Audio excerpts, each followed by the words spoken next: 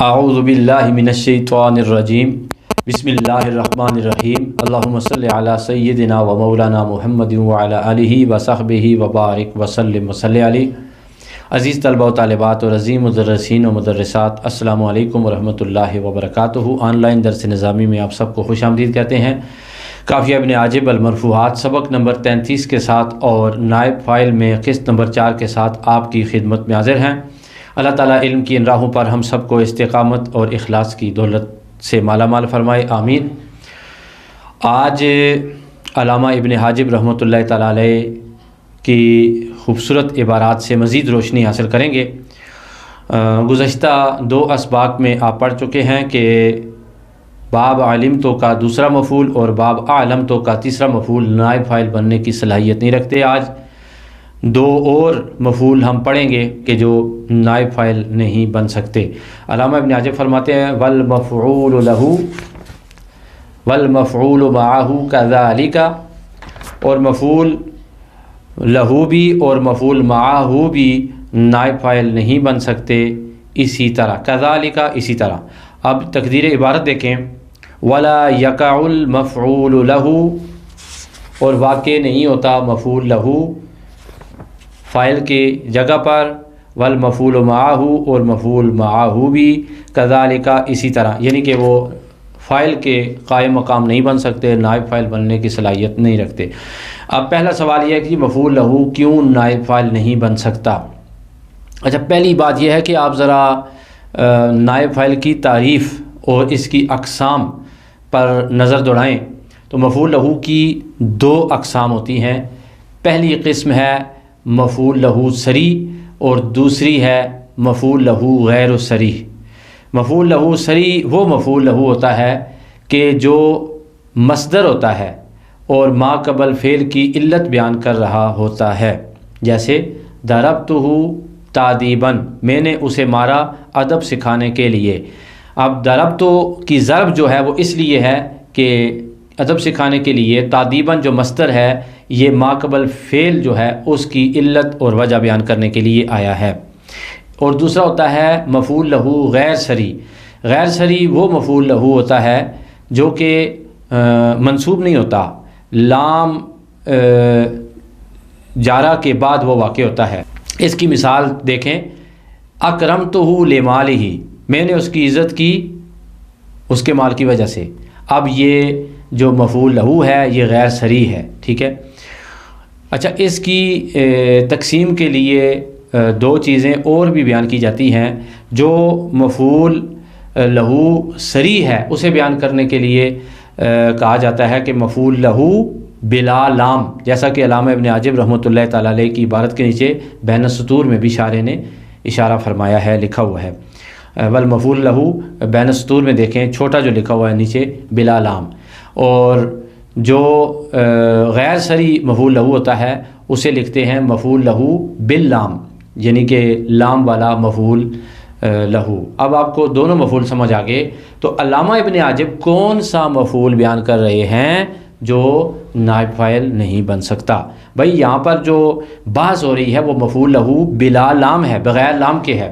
آپ جانتے ہیں کہ جو مفعول لہو لام کے ساتھ ہے وہ تو بن ہی نہیں سکتا، اس لیے کہ وہ جارہ ہے، جار مجرور مرفوع تو نہیں ہو سکتے نا، تو اس لیے وہ نائب فاعل بننے کا سوال پیدا ہوتا ہی نہیں ہے۔ سوال اگر پیدا ہوتا ہے تو اس بارے میں کہ مفعول لہو بلا لام، بغیر لام کے جو مفعول لہو ہوتا ہے کیا وہ نائب فاعل بن سکتا ہے؟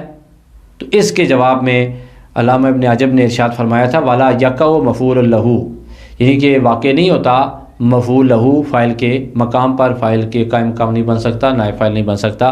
اچھا جی، چلو جی، لام کے بغیر جو مفعول لہو ہوتا ہے، مفعول لہو صریح جو ہوتا ہے وہ نائب فاعل کیوں نہیں بن سکتا؟ تو اس کی ہم نے تعریف پڑھی تھی۔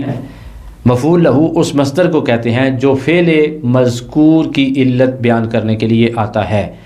تو مثال یہ ہے، ضربا زید عمرا تادیبا، زید نے عمر کو مارا ادب سکھانے کے لیے۔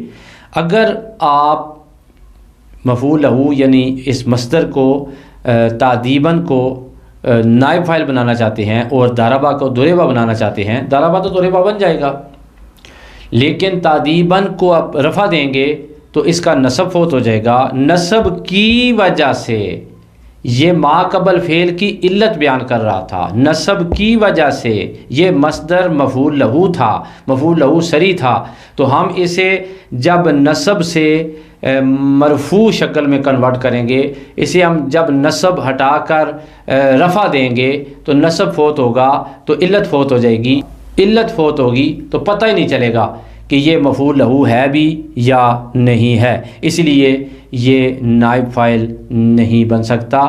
علامہ ابن حجر فرماتے ہیں والمفعول معہ کذالک، اور مفعول معہ بھی اسی طرح نائب فاعل بننے کی صلاحیت نہیں رکھتا۔ سوال یہ ہے کہ مفعول معہ نائب فاعل کیوں نہیں بن سکتا؟ بابا مفعول معہ کی تعریف یہ ہے کہ مفعول معہ واو بمعنی مع کے بعد آتا ہے۔ اس کی مشہور و معروف جو مثال ہے وہ یہ ہے کہ جاء البرد مع الجبات، کہ سردی آئی جبوں کے ساتھ۔ میں اور آسان کر کے آپ کے لیے مثال بیان کر رہا ہوں کہ جاء زید و عمرن، زید آیا عمر کے ساتھ، جاء زید و عمرن، زید آیا عمر کے ساتھ۔ اچھا جی، اسے نائب فاعل بنانے کی کوشش کرتے ہیں، جو کہ بن تو نہیں سکتا، اجازت بھی نہیں ہے ناویوں کی طرف سے اور جائز بھی نہیں ہے، لیکن بنانے کی کوشش کرتے ہیں۔ چلو جی، جاء زید و عمرن، ٹھیک ہے، زید آیا عمر کے ساتھ۔ اب عمرن جو مفعول معہ ہے اسے ہم نائب فاعل بنانے کی کوشش کرتے ہیں۔ جاء جیء ہو گیا جی، ظاہر شرط ہے نائب فاعل بننے کے لیے کہ فعل معروف کو فعل مجہول میں کنورٹ کیا جائے، تو جاء کی جگہ ہم نے جیء کر دیا، ٹھیک ہے۔ زیدن کو ہم نے حذف کر دیا، چونکہ فاعل حذف ہوتا ہے تو تب ہی نائب فاعل بنتا ہے، فاعل کو حذف کر دیا، اور اس کے بعد ہم نے عمرن کو عمرن و عمرن کو و عمرن کرنا ہے، یا تو ہم واو کے ساتھ کریں گے یا واو کے بغیر کریں گے۔ مفعول معہ کی تعریف کیا ہے؟ مفعول معہ کی تعریف یہی ہے کہ ایسا مفعول جو واو بمعنی مع کے بعد واقع ہو، بعد آئے، تو اسے مفعول معہ کہتے ہیں۔ تو نائب فاعل بنانے کے لیے یا تو ہمیں واو کے ساتھ اسے لانا پڑے گا یا واو گرا کے لانا پڑے گا، ٹھیک ہے۔ واو گرا کے لائیں گے تو وہ مفعول معہ رہے گا ہی نہیں، مفعول معہ رہے گا ہی نہیں، تو سوال ہی نہیں پیدا ہوتا کہ بھئی مفعول معہ کو نائب فاعل بنایا جا سکتا ہے کہ نہیں، اس لیے کہ مفعول معہ کا وجود جو ہے وہ واو کے ساتھ قائم ہے۔ تو پہلی بات تو یہ آپ نے سیکھ لی کہ وہ مفعول معہ بغیر واو کے نائب فاعل بن ہی نہیں سکتا۔ نائب فاعل بنانے کی کوشش کریں گے تو وہ نائب فاعل بننے سے پہلے ہی مفعول معہ کی کیٹیگری سے نکل جائے گا، مفعول معہ رہے گا ہی نہیں، یہ بات تو یہاں پہ ختم ہوگی۔ یا پھر واو کے ساتھ لائیں گے، جب اگر ہم اسے واو کے ساتھ لانے کی کوشش کریں گے، واو کے ساتھ اسے نائب فاعل بنانے کی کوشش کریں گے، آپ جانتے ہیں کہ جو نائب فاعل ہوتا ہے یا فاعل ہوتا ہے وہ فعل کا جز ہوتا ہے، یہ تو ہو ہی نہیں سکتا کہ فعل آئے اور فاعل نہ آئے، فعل آئے اور نائب فاعل نہ آئے، جز کی طرح ہوتا ہے نا۔ تو واو ہے، واو میں اصل کیا ہے؟ عطف، اور واو واو کس پر دلالت کرتی ہے؟ واو دلالت کرتی ہے انفصال پر۔ اب جملے کی طرف دیکھیں کیا ہوگا، جیء و عمرن، تو واو کی وجہ سے فعل اور نائب فاعل میں فاصلہ پیدا ہو گیا، واو کی وجہ سے جو فعل ہے وہ اپنے فاعل سے یعنی جز سے جدا ہو گیا۔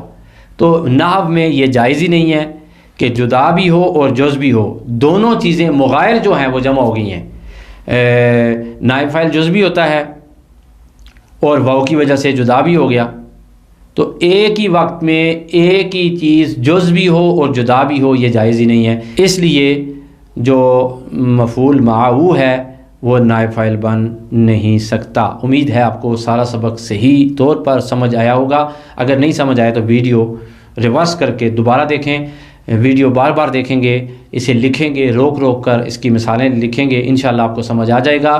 آج کے سوالات لکھ لیجئے۔ پہلا سوال یہ ہے کہ تقدیر عبارت لکھیں کہ مفعول معہ اور مفعول لہو نائب فاعل نہیں بن سکتے۔ دوسرا سوال کہ مفعول معہ اور مفعول لہو کی تعریفات الگ الگ لکھیں مثالوں کے ساتھ۔ تیسرا سوال یہ ہے کہ مفعول لہو کی دونوں اقسام مع امثلہ تحریر کریں۔ چوتھا اور آخری سوال یہ ہے کہ مفعول معہو اور مفعول لہو کے الگ الگ ریزن بتائیں، وجوہات بتائیں کہ وہ کیوں نائب فاعل بننے کی صلاحیت نہیں رکھتے۔ انشاءاللہ ایک نئے سبق کے ساتھ آپ کی خدمت میں دوبارہ حاضری ہوگی۔ سید دلاور حسین شاہ کاظمی کو دیجیے اجازت۔ السلام علیکم ورحمۃ اللہ وبرکاتہ۔